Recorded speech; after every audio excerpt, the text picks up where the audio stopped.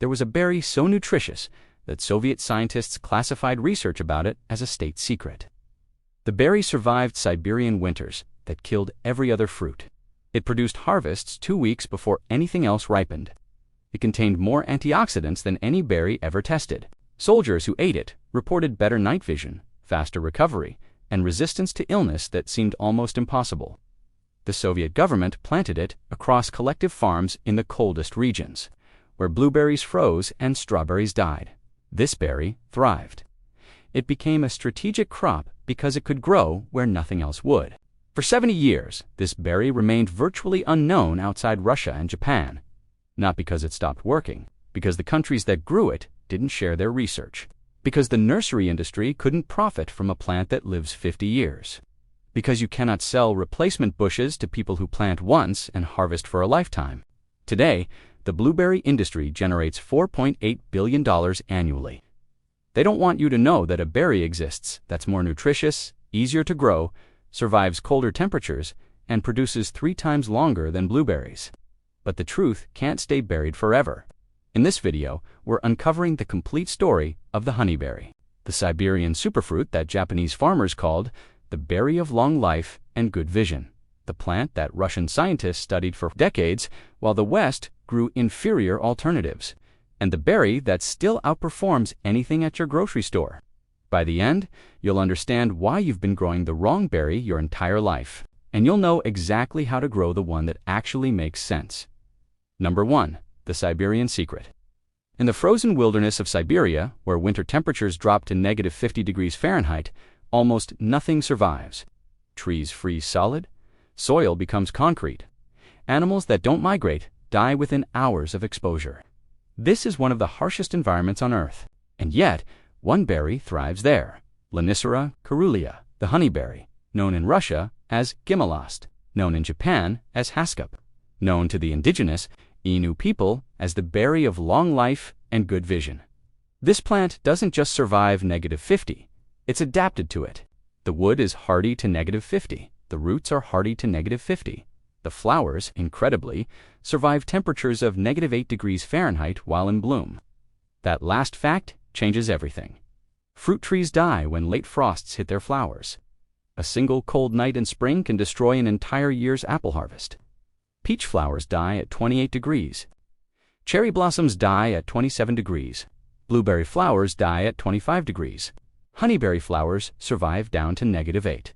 This means the honeyberry produces fruit in climates where other berries fail. It blooms early because it can. Late frosts that devastate orchards leave honeyberries untouched. The harvest is secure regardless of spring weather. In a world of increasingly unstable climate, the honeyberry is the only berry that's nearly freeze-proof. The Ainu people of northern Japan survived for thousands of years, partly because of this plant. They didn't know the science, they knew the results. A berry that never failed when everything else did. Number 2. The nutritional knockout. Blueberries are marketed as superfoods. The antioxidant content is supposed to justify premium prices. Health-conscious consumers pay $5 to $8 per pound, believing they re-buying the most nutritious berry available. They're not. Honeyberries contain 3 to 4 times more antioxidants than blueberries. This isn't marketing. This is laboratory analysis published in peer-reviewed journals. The anthocyanin content, the compound that makes berries blue and provides most health benefits, is dramatically higher in honeyberries. Studies measured 1,000 to 1,500 milligrams per 100 grams in honeyberries compared to 300 to 400 milligrams in blueberries. That's not slightly better. That's 3 to 4 times better. Vitamin C content is higher in honeyberries. Vitamin A content is higher. Potassium, calcium, and iron are all higher than blueberries. The nutritional profile is superior in virtually every measurable category. Japanese researchers have studied haskap for decades. They've documented benefits for eye health, cardiovascular function, and immune response. The Innu name, berry of long life and good vision, turns out to be scientifically accurate. The flavor is unique, not exactly like blueberries, more complex. Descriptions include notes of blueberry, raspberry, plum, and grape. Some varieties lean tart, others lean sweet. The range of flavors exceeds what blueberries offer. And yet, when you walk into a grocery store, blueberries are everywhere. Honeyberries are nowhere. The blueberry industry has spent decades building infrastructure, marketing campaigns, and consumer awareness. They've invested billions in making blueberries the default berry. A berry that's nutritionally superior, but unknown threatens that entire investment. Number 3, the 50-year producer. Blueberry bushes produce well for 15 to 20 years. After that, productivity declines. Commercial operations replace bushes regularly. Home gardeners watch their plants slowly fade. Honeyberry bushes produce for 30 to 50 years. Let that number land. One planting provides berries for half a century. Your children will harvest from bushes you plant. Your grandchildren might too. The economics transform completely. A blueberry bush costs $15 to $30 and produces for 15 years. That's $1 to $2 per year of production. But you need to replace it, so the cost continues indefinitely. A honeyberry bush costs $15 to $40 and produces for 50 years. That's 30 to 80 cents per year of production. And you never replace it. Over a 50-year period, maintaining a blueberry patch requires buying replacement bushes 3 times. Maintaining a honeyberry patch requires buying bushes once. The nursery industry prefers plants that need replacing. Dead plants mean new sales. Short-lived varieties mean repeat customers. A bush that produces for 50 years is a customer lost for 50 years. This is why garden centers push blueberries. This is why honeyberries are rarely stocked. The profit model doesn't work when plants refuse to die. But for you, the math is obvious. Why buy 3 times when once is enough? Why replace bushes every 15 years when one planting lasts a lifetime? Number 4, the earliest harvest. In northern climates, fresh berries don't appear until late June at the earliest. Strawberries arrive first, then raspberries, then blueberries. The wait after a long winter feels endless. Honeyberries end that wait 2 weeks early. The same cold hardiness that protects flowers from frost allows honeyberries to bloom before anything else. They're pollinated, while other berries are still dormant. The fruit develops while competitors are just flowering. In most climates, honeyberries ripen in early June, sometimes late May, 2 to 3 weeks before the first strawberry appears.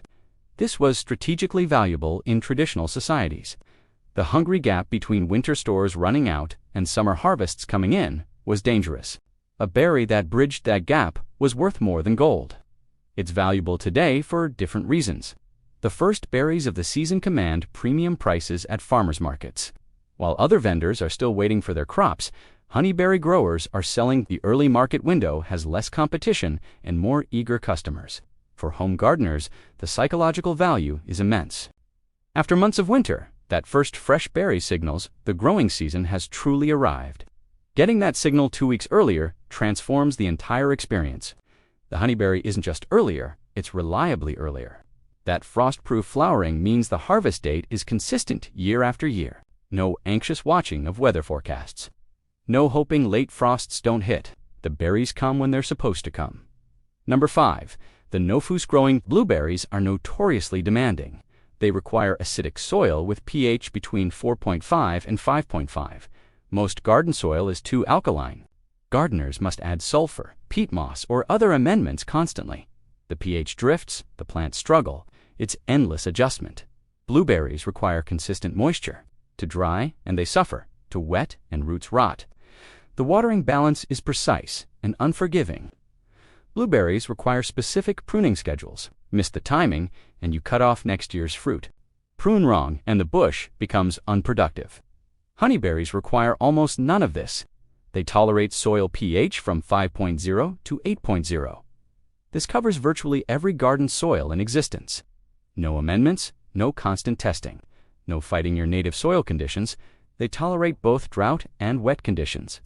Once established, rainfall is usually sufficient.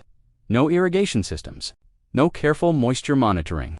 They require minimal pruning. Remove dead wood and old unproductive branches occasionally. That's it. No complex timing, no specialized techniques. A blueberry patch requires a relationship, constant attention, ongoing inputs, regular intervention. It's a commitment. A honeyberry patch requires a planting, then it requires a harvest. The middle part handles itself. This isn't laziness, it's efficiency. Time not spent fussing over berry bushes is time available for everything else in the garden and in life. Number 6. The pest-free miracle. Blueberries attract an exhausting list of pests. Spotted winged Drosophila lay eggs inside ripening fruit. Blueberry maggots tunnel through berries. Japanese beetles devour leaves. Aphids cluster on new growth. Bird netting is essential because birds strip bushes clean. Commercial blueberry operations spray constantly. Home gardeners either spray or accept significant losses. Honeyberries have almost no pest pressure. The berries ripen so early that most fruit pests haven't emerged yet. Spotted winged Drosophila, the curse of summer berries, isn't active when honeyberries are harvested. The timing window solves the pest problem. Birds present a particular situation. Honeyberries are blue, but they're elongated, not round. Birds don't recognize them as food initially. Many growers report that birds ignore honeyberries even while stripping nearby blueberries. This doesn't last forever. Eventually, local bird populations learn, but it takes years, and even then, the pressure is less than blueberries experience. No Japanese beetles, no aphids to speak of, no leaf diseases of significance. The plant evolved in Siberia, where pest pressure is minimal. It carries that resistance into your garden. For organic growers, this matters enormously. A fruit crop that produces without spraying is rare. Honeyberries deliver it naturally. Number 7. The quick returns. Fruit trees test patience. Apples take 5 to 8 years before significant harvest. Pears take longer. Even blueberries require 3 to 4 years to establish before producing meaningful quantities. Honeyberries produce in year 2, not full production, but berries, actual fruit, a taste of what's coming. By year 3, harvest is significant. By year 5, bushes reach full production. The wait time is shorter than almost any other perennial fruit. The plants establish rapidly. First-year growth is strong. Root systems develop aggressively. Where blueberries often struggle for years in new plantings, honeyberries hit the ground running. This quick establishment comes from the Siberian genetics. In extreme climates, plants can't afford slow development. The growing season is short. Plants that don't establish quickly don't survive their first winter. That urgency translates to your garden as visible vigor. You'll watch honeyberries grow actively in their first season, while other berry plantings sit seemingly dormant. For impatient gardeners, and most gardeners are impatient, this matters. The reward cycle is faster. The feedback is quicker. The results are visible sooner. Number 8. The pollination secret. Honeyberries require cross-pollination. A single bush alone won't produce fruit. You need at least 2 different varieties that bloom at the same time. This sounds like a disadvantage. It's actually a feature. Cross-pollination produces larger, better-developed fruit. The genetic mixing improves berry quality. Single variety plantings of self-fertile plants often produce smaller, seedier fruit than cross-pollinated systems. The requirement also forces variety in your planting. With 2 or more varieties, you get different flavor profiles. Some varieties are sweeter, others more tart. The mix provides complexity in your harvest. Bees pollinate honeyberries eagerly. The early bloom time means honeyberry flowers are some of the first available food for emerging pollinators. The bees need the nectar, the flowers need the bees. The timing is mutually beneficial.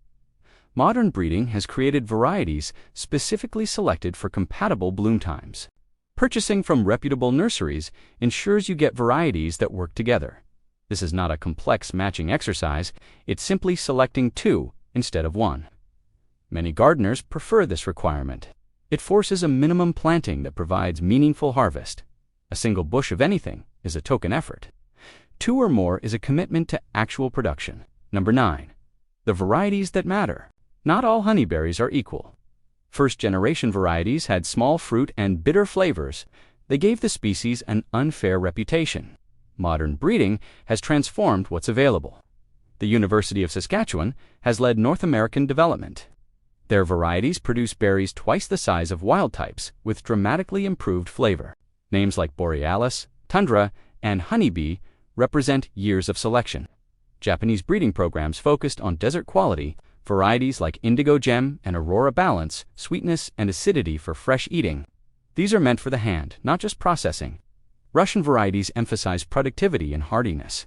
They're the workhorses, bred for maximum yield in minimum care systems. For home gardeners, the Saskatchewan and Japanese varieties are typically best.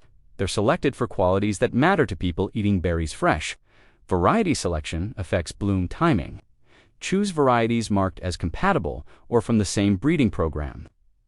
Mixing incompatible bloom times means no cross-pollination, which means no fruit. The honeyberry of 2024 is not the honeyberry of 1994. Early adopters who tried first-generation plants were often disappointed. The modern varieties are a different experience entirely. If you tried honeyberries years ago and weren't impressed, the varieties have changed. Try current releases. The improvement is dramatic. Number 10. The planting protocol. Planting honeyberries correctly ensures decades of production. The process is simple but worth doing right. Select a location with full sun to partial shade. Honeyberries tolerate more shade than blueberries, but produce best with at least 6 hours of direct sunlight. Morning sun is particularly valuable for drying dew and reducing disease risk. Space plants 4 to 6 feet apart. This seems wide for small nursery plants, but mature bushes spread significantly. Crowding reduces airflow and creates harvest difficulties. Dig holes twice the width of the root ball and the same depth. Don't bury crowns deeper than they grew in the nursery pot. Planting too deep causes crown rot. Amend heavy clay soil with compost to improve drainage. Otherwise, native soil is fine. Don't add fertilizer to planting holes. Let roots establish before pushing growth. Water deeply at planting and weekly through the first season. Once established, supplemental watering is rarely needed except in severe drought. Mulch with 3 to 4 inches of wood chips, leaving a gap around the stem. Mulch suppresses weeds, retains moisture, and feeds soil biology that honeyberries thrive in. That's it. No soil acidification, no special amendments, no complex protocols. Plant them like you'd plant any shrub, then step back and let them grow. Number 11. The harvest window. Honeyberries present a unique harvest consideration. The berries turn blue before they're fully ripe. This fools many first-time growers. They see blueberries and pick immediately, then wonder why the flavor is tart and the texture is firm. The secret is waiting. After berries turn blue, wait another 5 to 7 days. Fully ripe honeyberries are soft, almost dropping from the branch at a touch. The color deepens to nearly purple. A taste test is the best ripeness indicator. Sample a berry. If it's tart, wait. If it's sweet with complex flavor, harvest. Ripe honeyberries detach easily. Many growers place tarps beneath bushes and shake branches gently. Ripe berries fall, while unripe ones stay attached. This harvesting method is faster than handpicking. The harvest window is relatively short, about 2 weeks from first ripe to last ripe in most varieties. But the timing, early in the season, means honeyberry harvest doesn't conflict with the busy midsummer period when everything else demands attention. Berries hold well on the bush if harvest is delayed. Unlike strawberries that rot quickly when overripe, honeyberries remain edible for extended periods. This forgiveness makes harvest timing less stressful. These weren't just gardening discoveries. They were survival strategies developed by people who would starve if their crops failed. No grocery store backup, no frozen section alternative, no imported berries from Chile. Just plants that worked in conditions that killed everything else. And here's what the berry industry doesn't want you to understand. This plant isn't exotic. It's superior. A properly planted honeyberry patch produces fruit when blueberries freeze. It produces longer than blueberries last. It produces more nutrition than blueberries provide. And it produces with less work than blueberries require. Modern gardeners forgot this option because corporations promoted profitable alternatives. Every honeyberry not planted is a blueberry sold. Every 50-year producer avoided is 3 replacement bushes purchased. The industry profits from your ignorance. For 70 years in the West, they've been winning. Blueberries became the default berry despite being harder to grow, shorter-lived, less nutritious, and less cold-hardy than the alternative. But knowledge can't stay buried forever. The principles haven't changed. Cold-hardy plants still survive cold. Nutrient-dense berries still provide nutrition. And plants that produce for 50 years still outlast plants that don't. The next time a late frost kills the neighbor's blueberry crop, 2 kinds of gardeners will exist.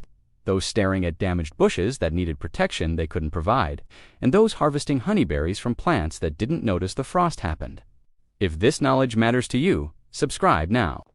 Share this with everyone still struggling with blueberries they don't need to grow. Because the berry your great-grandmother should have known is finally the berry you can plant. I'll see you in the next video.